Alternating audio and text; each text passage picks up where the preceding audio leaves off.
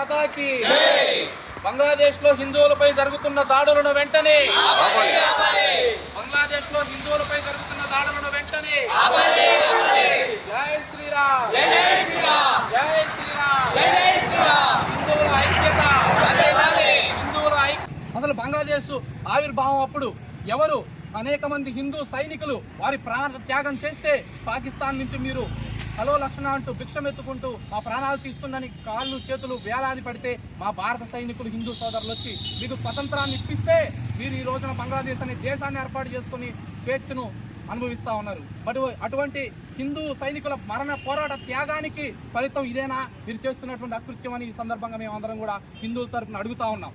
అదే సందర్భంగా మరి హిందువులు దేవాలయాలు కానీ హిందువులు ఇస్కాన్ టెంపుల్ కానీ అనేక మంది ఇస్లాం సంబంధించినటువంటి ముస్లిం వ్యక్తులకు కూడా ఇఫ్తార్ విందులు మరి పేదవాళ్లకు అన్నదానాలు అనేక సంక్షేమ కార్యక్రమాలు హిందూ దేవాలయాల తరఫున ఇస్కాన్ టెంపుల్స్ తరఫున బంగ్లాదేశ్లో ఎంతో అధికంగా జరిగాయి. మీరు మరి హిందువుల అన్నం తిన్నారే, హిందూ ఇస్కాన్ టెంపుల్ మరి బ్రాహ్మణోత్తములు పెట్టినటువంటి వారి విందులన్నీ స్వీకరించారే, మీరు చూపించేటటువంటి కృతజ్ఞత హిందువుల పైన ఇదేనని మేము డిమాండ్ చేస్తూ ఉన్నాం. మరి భారతదేశంలో కూడా ఆ రోజున వింతేనా మనం ఒకసారి ఆలోచించుకోవాలి.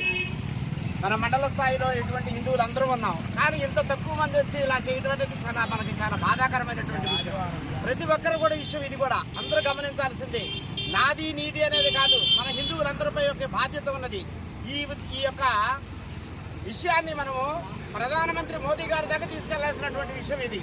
ఎందువల్ల అంటే మనకు జరుగుతున్నటువంటి హిందువులపై జరుగుతున్నటువంటి అన్యాయాన్ని మనమందరం ఖండించాల్సినటువంటి రోజు కాబట్టి మనం ప్రతి ఒక్కరు కూడా దీంట్లో పాల్గొని దీన్ని ఇంకా అవసరమైతే చాలా భారీ ఎత్తున చేసే విధంగా ప్రయత్నం చేయాలని మన వాళ్ళందరూ కూడా నేను కోరుకుంటున్నాను. జై శ్రీరామ్ జై శ్రీరామ్.